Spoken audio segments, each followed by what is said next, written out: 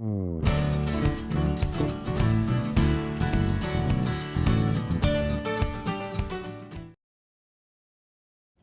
name is Robin Wittenberg Dudley, and I am a member of the Somerville North Area Jewish community. I want to welcome everyone here this afternoon, and I appreciate your patience that we're a little late in starting because there was a baby shower here who was to be out by 3 p.m.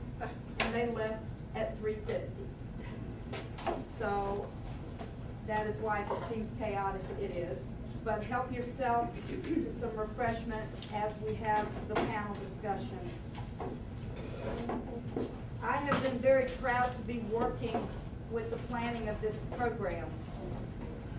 And I was going to say a few profound words to get us started. But nothing could be as profound to me as the mix of people that we have sitting at this table. And they will introduce themselves to you. In the Jewish religion, we have something called tikkun olam, and that means repair the world. And we do that our own little corner at a time. You would think that Somerville would be a small corner, but Somerville is a large corner. So that's what we're doing here, is we're talking about civil rights. I think that the success of a community depends on the leaders in the community, but also on the people in the community that contribute to the community. Each panelist will introduce themselves to you, tell you a little bit about their background. You see from your program, does everybody have a program? The questions that Patrick Labby has created for them. And then at the end of it, we will have a few minutes for questions and answers. Patrick will explain the order and the time limits for each of the questions. Our goal is to be out of here by 5:45 or a little later since we got started later.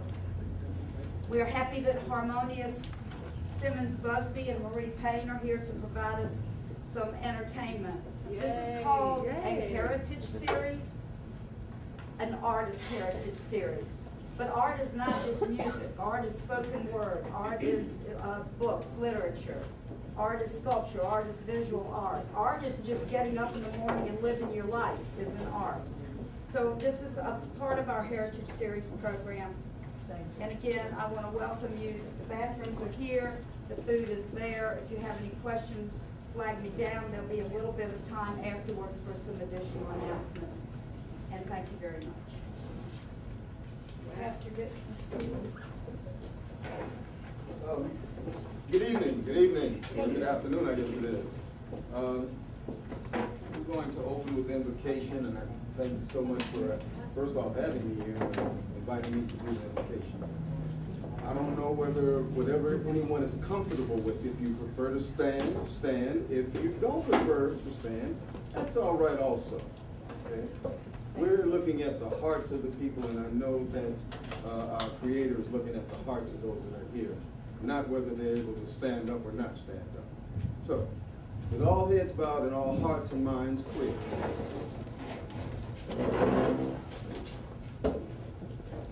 Let's pray.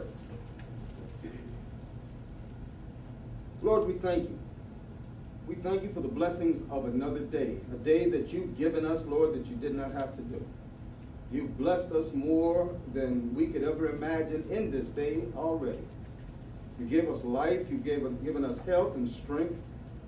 You've empowered us to come together for an event that addresses the diversity of your creation, that talk about the issues that we face as we try to work through the confusions and the disorder that we have in our generation and move toward a place of unity and harmony, a place where we can all function together as brothers and sisters who make up your world. So as we've come together under your direction, we ask that you rain down a spirit within this household, within this place, and in the hearts of everyone here, that we all will contribute and that we all will grow from this gathering and learn how we can better please you through our interactions and not by embracing our divisions. These things I pray today because of the love that is shared one to another. And it's that love that binds us and keeps us. Amen. We will say the pledge, and flags are over here, and then we will have a patriotic song.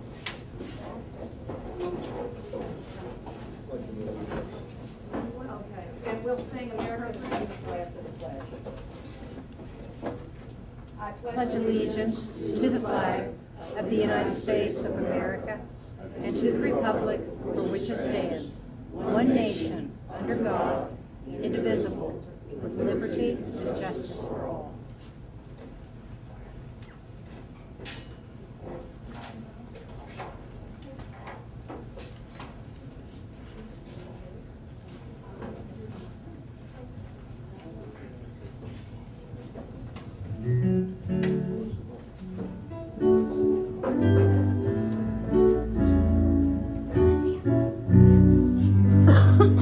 Everybody can just join in and sing "Oh, Beautiful America."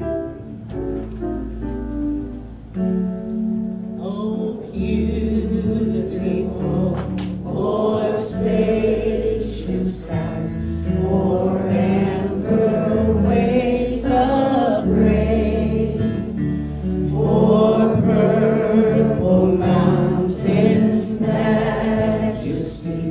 Above the fruited plain, America, America,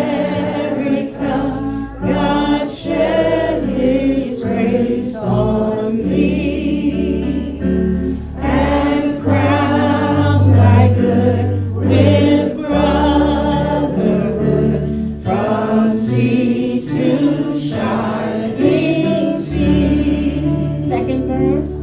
Oh, beautiful for pilgrim feet who stern in passion stress, a thoroughfare for freedom across the wilderness.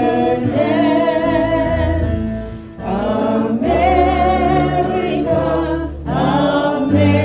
America, God in thy every flaw, confirm thy soul in self-control, thy liberty in law.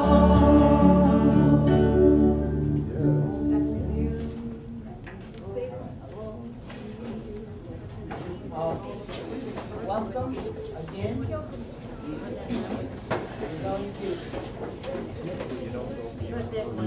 I need the mic here.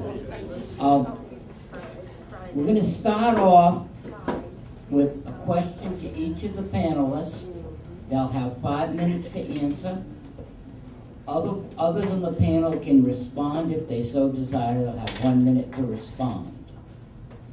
And we'll do question 1 to each of the panelists, and then we'll start over and do question 2 to each of the panelists. But before that, as I ask the first question, people will introduce themselves and give just a very brief background of who they are.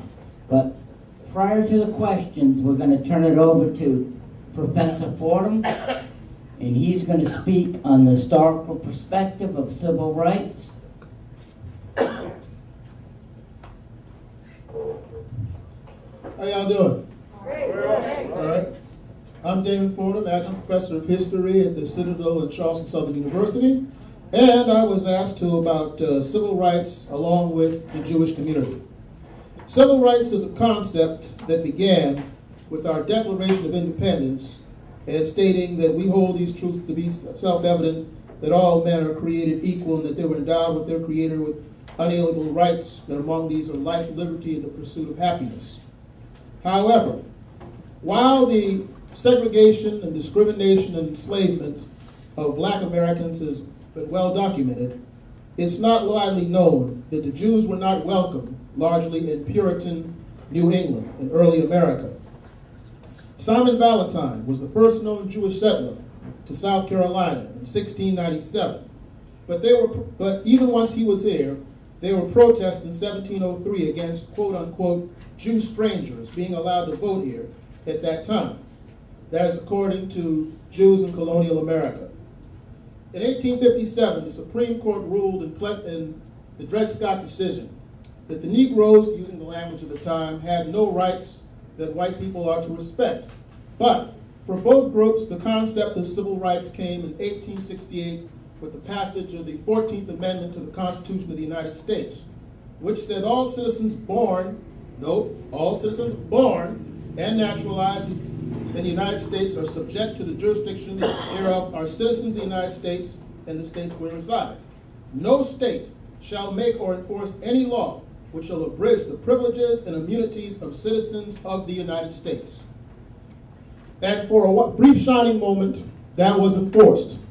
Because you see, South Carolina has the unique distinction of being the only state in America where you actually had a black lieutenant governor at the same time there was a Jewish governor. In South Carolina, during Reconstruction, there was a Haitian American by the name of Richard H. Gleaves, who was lieutenant governor, while the governor was a Jewish man named Franklin Moses. Franklin Moses saw to it that the University of South Carolina was integrated from a brief period from 1873 to 1877, and that African Americans were in the state's National Guard, and he was reviled by his contemporaries for hosting parties at the governor's mansion that were racially mixed.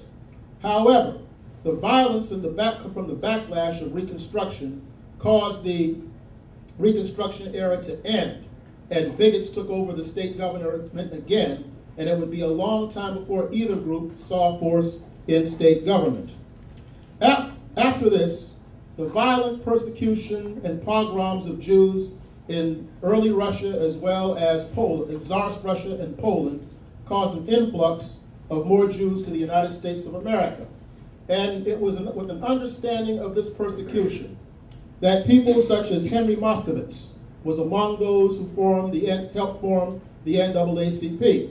And people like Julius Rosenwald joined up with Booker T. Washington to form the Rosenwald Schools that helped educate African Americans in the South who would otherwise not have been able to go to schools.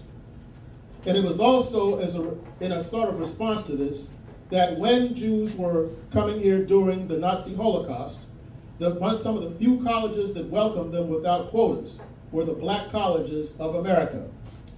It is why the stories of how people such as Abraham Heschel joined forces with Dr. King along with Stanley Levinson, and how people such as Michael Schwerner and Andrew Goodman give their lives as part of the civil rights struggle.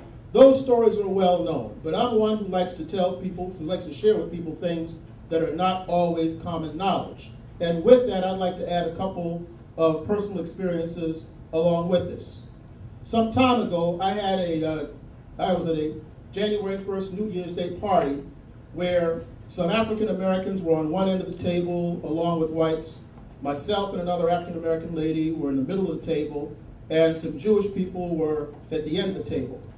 Among the conversation among some of the Jews were things such as how whenever they saw people such as Harvey Weinstein and Monica Lewinsky being in the news, how they winced in embarrassment over that. And I looked at the black lady who was sitting across from me and said, "Where have we heard this before?" And a rabbi sitting next to me spoke of how that Orthodox Jews and Reform Jews and conservative Jews should have more unity in the face of things because they would have all been persecuted in ancient Europe. And I looked at the black lady across from me and we both said, "Where have we heard this before?" And another Jewish person at the end of the table talked about how some of the Jewish people were late at the party coming in on Jew time. And again, I looked at the black lady and said, "Where have we heard this before?" So, my best way of summing that story up in the interest of time is as follows. after the tragic incident at Mother Emanuel. I was in that march with several thousand people toward Mother Emanuel AME Church.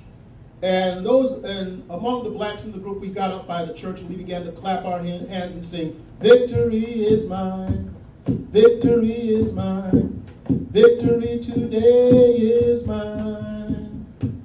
I told Satan to get thee behind, victory today is mine." And at the same time this was going on, there was a sound that was foreign to many of the blacks who were there, but I sort of recognized it instantly.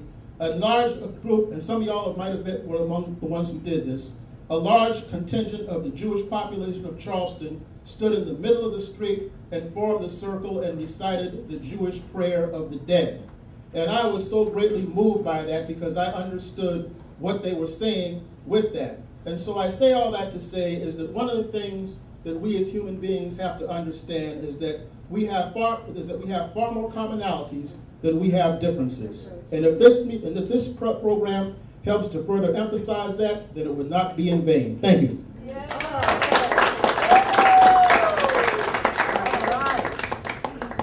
I'm going to reverse this order a little bit because Dr. Slater is pressed for time, so I'm going to start from the bottom up instead of from the top down. Okay, so what we're going to do is I'll first introduce Dr. Slater. She's going to speak on sexual identity.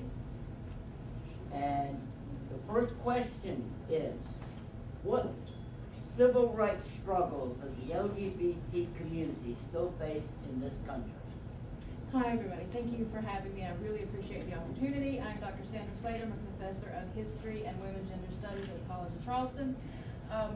I teach courses on sexuality, sexual identity, and am myself a queer advocate. And this is a wonderful opportunity to talk about just the constant struggles being faced not just by the queer community, but by minority communities in general. Huh? Can I not? I have a big mouth. I'm used to screaming at my students, so it works for me. So when I was looking at these questions, I was thinking about how I teach my students, how I make them informed and aware of difference. And the largest obstacle I see here is three things. First is the shame and the silence associated with sexuality. People are uncomfortable. People don't want to talk about sexual identity. They don't understand that this is a natural common phenomenon and that we can have these conversations without anxiety or discomfort, and that it's perfectly okay to have a conversation with someone who you would consider part of a minority sexual category and ask them questions. It's far preferable than to assume, right? So the first is silence and this sort of shame associated with gender and sexuality. The second is ignorance of language. And I encounter this all the time with my students and even within my own community, where people are not really sure how to use he, she, queer, bisexual, lesbian, transgender, transsexual, and so they panic, and if you're offending someone, they choose to just remain silent and uneducated. Ask, right? Learn the language. It's something that can be talked about. It's easily learned, and I know that the LGBTQIA is overwhelming. Just call us the queer community and ask us some questions. And so this concept of not knowing how to discuss, not having a vocabulary. And the other kind of larger issue is the lack of empathy. Just because you may feel very confident in your sexual or gender identity or your performance, or you may not even have to think about it. Think about someone who may have to.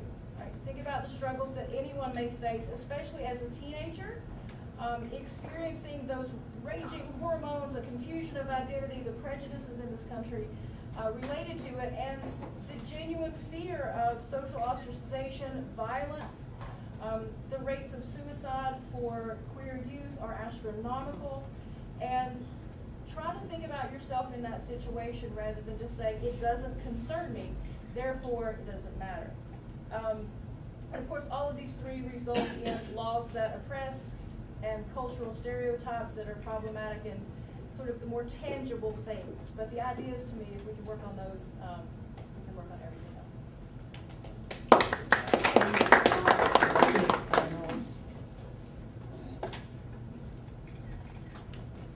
Okay, well, we'll move on then. Our next question goes to David Frederick, who is a KPD volunteer teacher in the local videographer. So how do minority religions fit in without assimilating and losing their religious identity? Okay.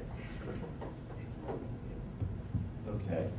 Can you hear me? Okay. Yeah, very Okay, let me, before I answer that, let me explain to you a little about myself. My wife Wendy and I were, well actually I was a BA from the College of Charleston. One day, in theater, of all things, and one day Rabbi Holt said, have you ever considered teaching? There's a play you might want to direct. So I started directing plays and substitute teaching. And then I became youth group advisor for 3 years and ended up teaching religious school for another 18. I taught 6th graders, and my main subjects were Jewish history, mitzvot, tikkun olam, repairing the planet, acts of gimilut hasadim, acts of love and kindness, and of course Torah, the first 5 books of the Old Testament. In class, we would talk about what it means to be Jewish and about other Jewish people and about other religions and how they differ from Judaism. I would occasionally invite a Muslim imam to come talk to my students and answer questions about Islam. Sometimes we would have discussions about religion with religious school students from churches about our differences and our similarities. I feel the more students understand about other faiths in a positive way, the more it helps them know their own. It's a known fact that Reformed, Conservative, and Orthodox Jewish children in the United States are always at risk of having future generations being lost in the vast sea of religious choices that are out there. So that's one of the big struggles minority religions do have today, is losing members of their faith to another faith. And you know, and then you've got struggles of racism that will always exist. We saw a big resurgence of that in the recent election. That most people assumed, we don't think about the fact that there's still racism out there. But during the early parts of the elections, we really were like, wow, this stuff is still going on. I know I was originally from up north, upstate New York, and when I first moved to Charleston, I saw Klan march through Charleston, and I was amazed by the way the rabbi told us all to join together and pray for the day instead of acknowledging them and just let them move on and get out. And those are the kinds of things I think all religions still face, and minority religions, especially Jews. But it's not just religion, it's race and religion, it's any type of minority. Other struggles minority religions face, it's not just Jews. In the United States there are many religious minorities. Although we can say Christianity is the largest religion in this country, there are many denominations that are separate from the mainstream, and some of them are subject to ridicule by others as well. The Mormon faith, Jehovah's Witness, independent Baptist groups, and many others are ridiculed by people.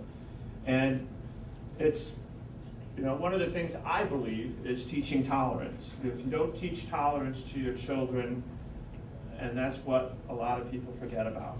And to me, that's one of the most important things, is teaching kids tolerance. So that's where I'll answer that question. Any response from the panel? Okay, then we'll move on to Mr. Lewis Smith. Oh, sorry. Music interlude. Music interlude. A musical interlude. Okay.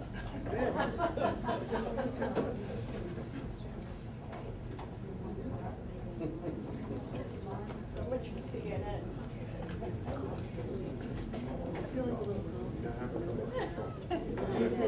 Me and Louis is getting up to say this.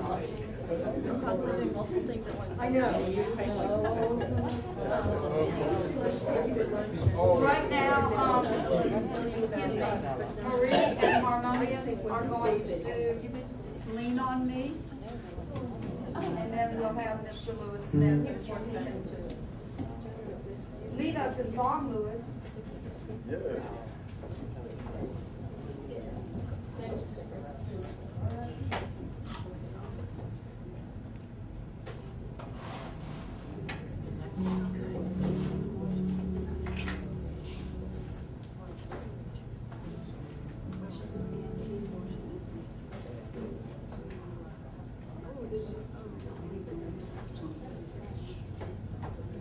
While Harmonious is finishing on the back, down at the bottom, David just mentioned about tolerance.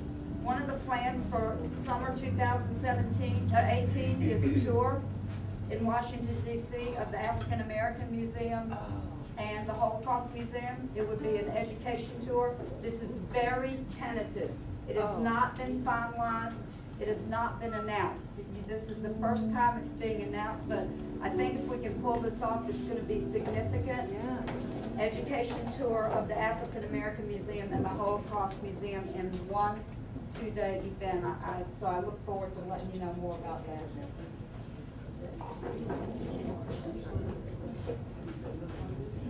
We're going to sing Lean on Me.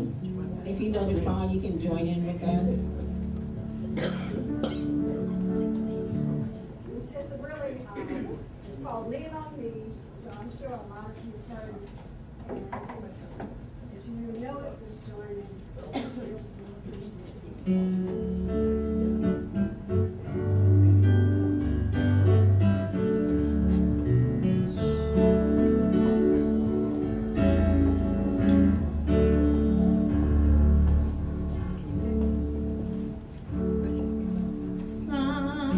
Sometime in our lives, we all have pain, we all have sorrows, but if we are wise, we know that there's always tomorrow.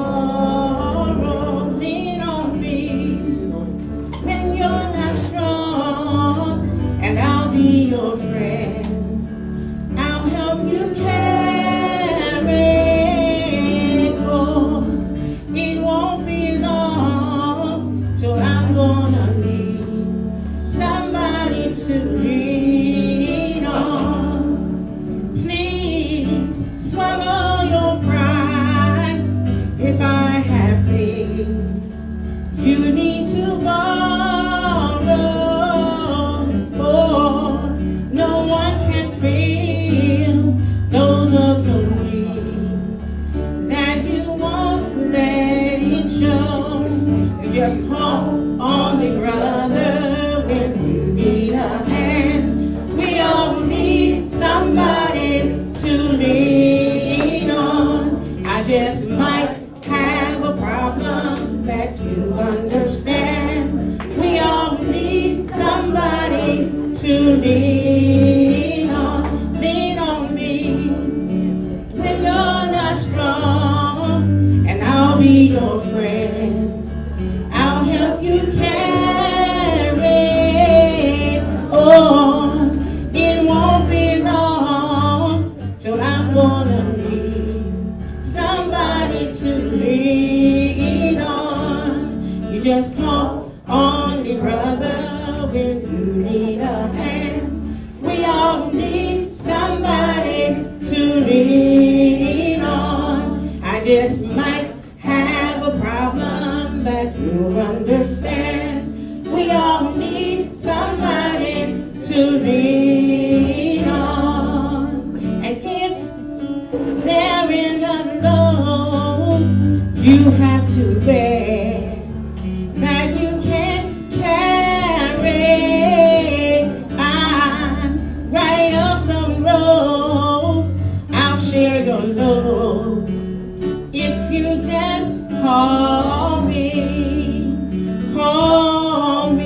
if you need a friend, you can call me. If you need a helping hand, come on and call me.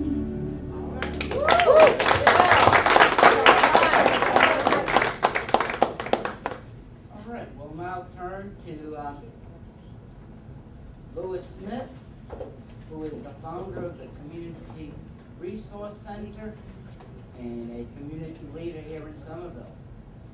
And the question is going to be, how can minorities organize to create a society fair to all? That's a good question. First of all, my name is Louis. A little closer, Okay, Louis. I'm sorry.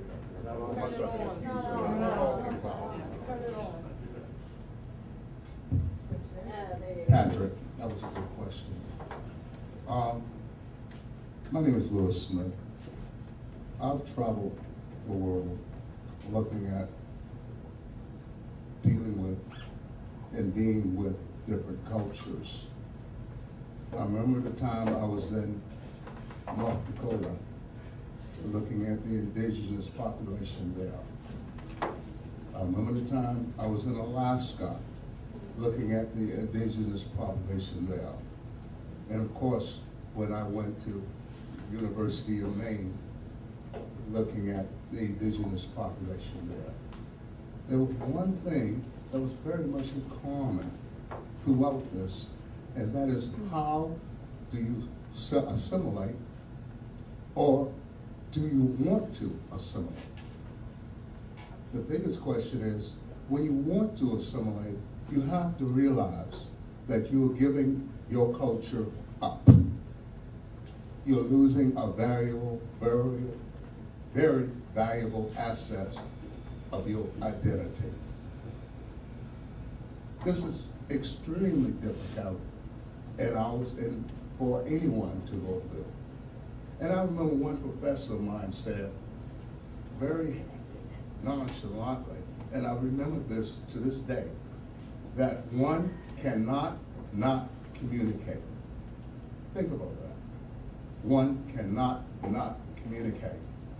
As a minority, I go through, and all of us as a minority, and I'm really glad you point out religion. There's a certain nonverbal communications that goes on in a given society.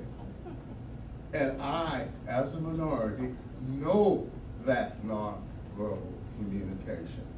And I can tell you the majority of us, including our Jewish friends, our, if you will, Hispanic friends, and certainly the Black Americans. We know we live by this nonverbal communication. In other words, we know when we're not wanted. We know when we don't want to be seen.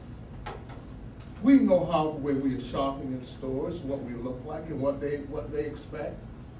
This is what we live. This is what we have to deal with given the dominant culture. Now, a lot of people can sit and say, wow, yeah.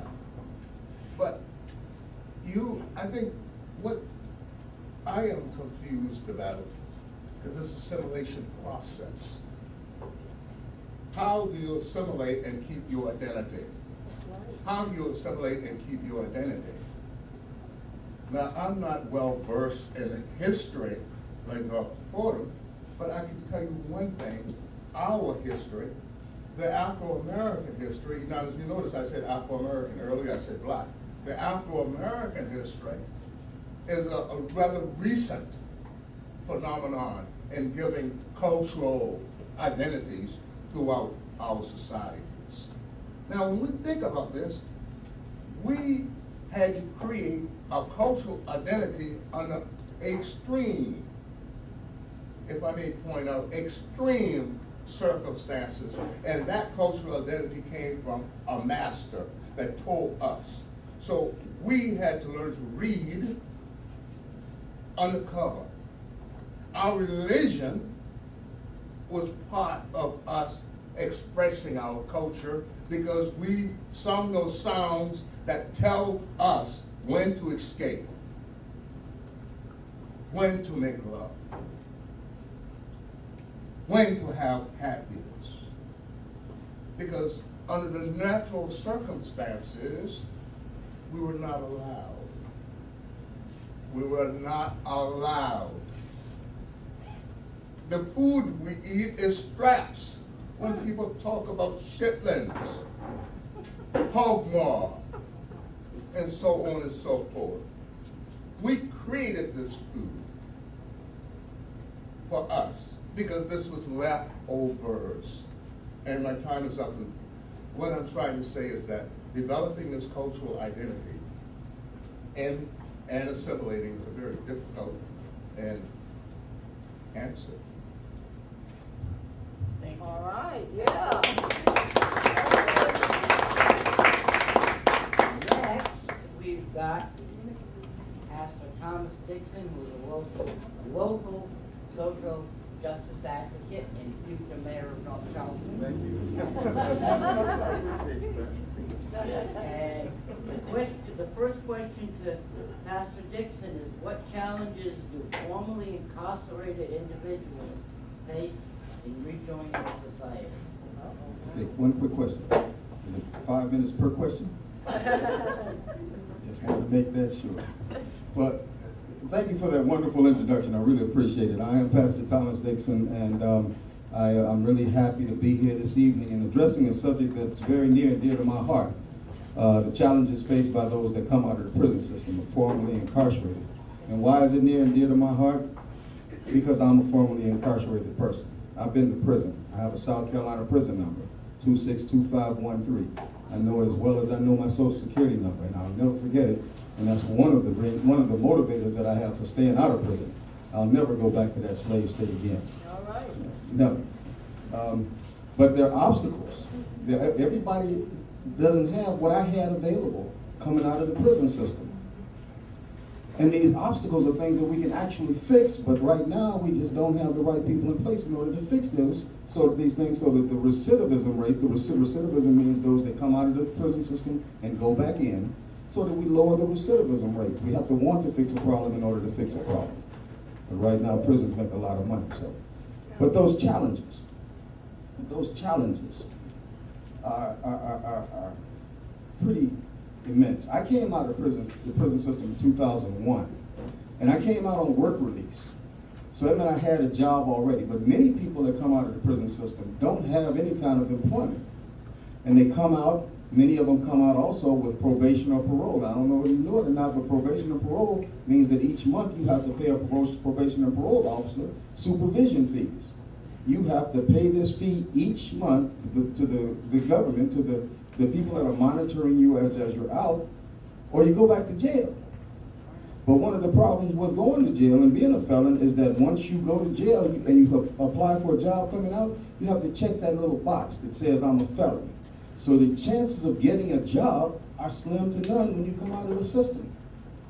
So now I got somebody telling me, okay, I've got to make a monthly payment or I'm going back to jail, but I can't get a job in order to make the monthly payment. See, the setup, it's a setup. That's not the only setup there is. When you go into the prison system, many people go into the prison system and have child support. Child support doesn't stop the day that you go to prison. It continues on, it accrues for the length of your prison system. So when you get out of the prison system, you have to go see a family court judge within weeks of getting out, and that family court judge will tell you, well, you've got 6 weeks in order to start making your payments again. But you can't get a job because you got to check that box. Now we turn around and we look at that those in that predicament, many of them whom were, as we say, hustlers, drug dealers and things like that. They know how to make money, they know how to make illegal money, and many of them decide, before I go back to jail, I'll do what's necessary in order to stay out. You see the trap? Many of those who went into the prison system went in uneducated and they come out uneducated. We know that education is one of the main contributions to incarceration. It's a known fact. Stable environments. Many of those who come out of the system have to go right back to the place where they were at and the people they were with that led them to that place, to incarceration in the first place. And also support system, family support systems. Many don't have a family structure in order to deal with. So when we talk about challenges, the challenges of getting out of prison and staying out of prison are very, very high. I had these things in place. I was educated when I went in, although I'm just a high school educated individual. But I was educated when I went in. My family structure was in place. When I got out of prison, I went home to my family. My wife decided not to leave me, but I went home to my family that was in a neighborhood that wasn't like the neighborhood I was in when I went to prison. So the thing, I had a job. I was on work release, so I had money paying in order to pay my fees and my fines. Even though I didn't have child support, I did have supervision fees. So my situation was different than most of those who go into prison, and that's why we have a very high recidivism rate, because of those challenges that the formerly incarcerated face. Next question, please. Okay. All right. Oh, we're gonna come back around.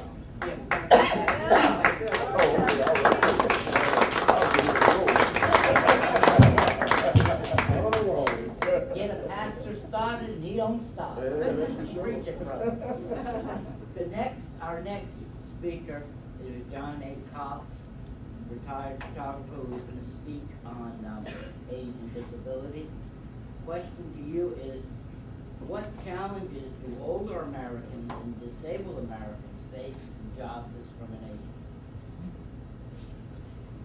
I cannot begin to tell you how relieved I was when I did not have to follow Professor Fordham's speech. I do not sing, and I certainly do not speak as well as he does. But I did wind up following Pastor Dixon. My claim to fame for being here is I was a commercial photographer and I was laid off in the big recession at age 58. At age 58, being laid off, there were no jobs out there.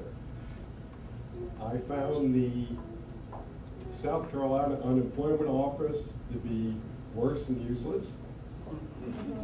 They only wanted me to report in once a week and prove that I had applied for a job somewhere.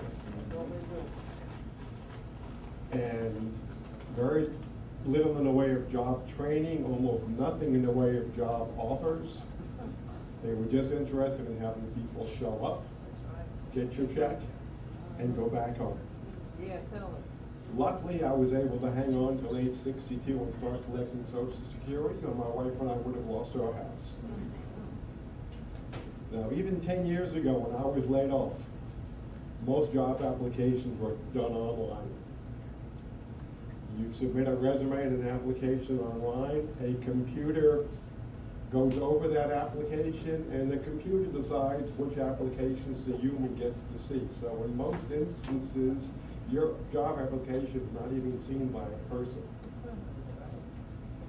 Today, there's discrimination towards the disabled and older Americans, and it's much worse than it was 10 years ago.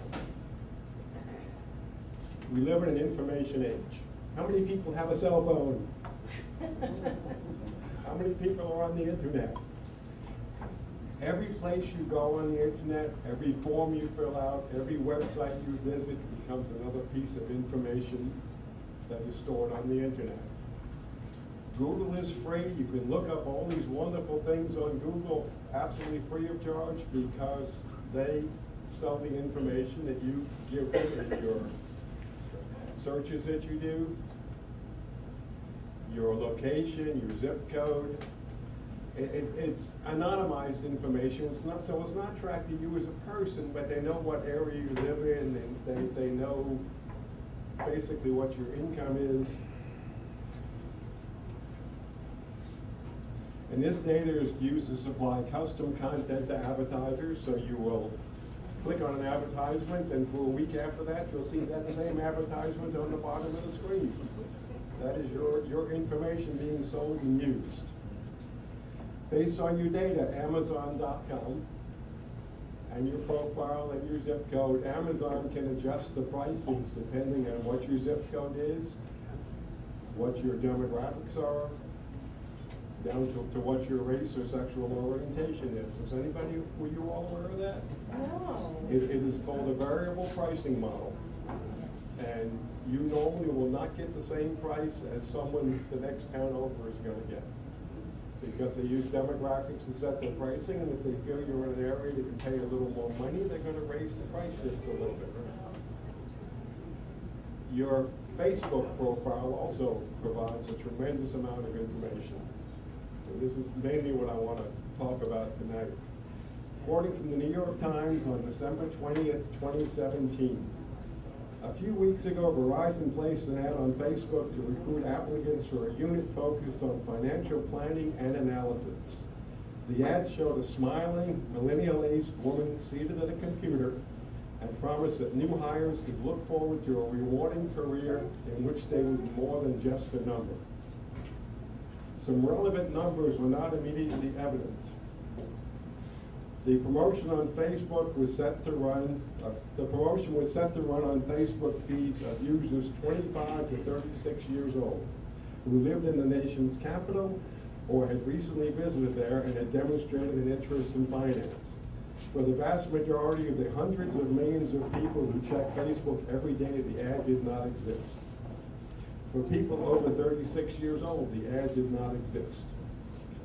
Verizon is among dozens of leading employers, including Amazon, Goldman Sachs, Target, and Facebook itself, that place recruitment ads limited to particular age groups. This is from an investigation by ProPublica and the New York Times. How can any of this be legal? Some say it's not, but it may hinge on something called Section 230 of the Federal Communications Decency Act, which prohibits independent internet companies from liability for third-party content. In other words, they are not responsible for the advertising that is shown on their websites. Advertisers, not Facebook, are responsible for both the content of their ads and what targeting criteria to use. Facebook argued in its motion to dismiss a court case that its ads violated a host of civil rights laws, that the case did not apply to them because of that Section 230. The ubiquitous use of demographic data connected online can be used to discriminate against sex, age, race, disability. This discrimination is hard to detect, and with the appointment of many more conservative judges, will be an uphill battle for time to come.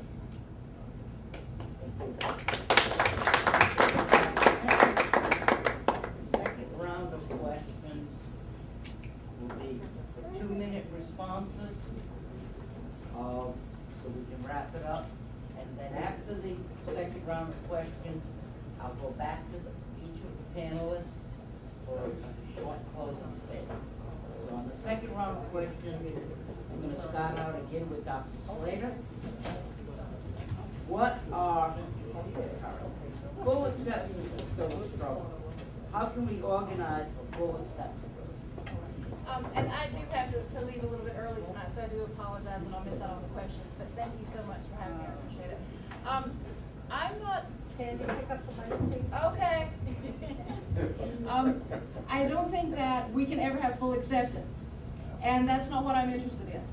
I'm interested in people understanding that you don't have to agree with people to recognize that this country is built on separation of church and state. You can't legislate your personal beliefs or your faith, and that legally, this is a nation founded on the concepts, Enlightenment concepts of equality, justice, natural rights, human rights, and who is anyone to delegate who is more or less of a human than anyone else. And when people think about acceptance, okay, that's a personal one-on-one interaction. But collectively, we need to mobilize and say all people, regardless of sexual orientation, race, disability, whatever.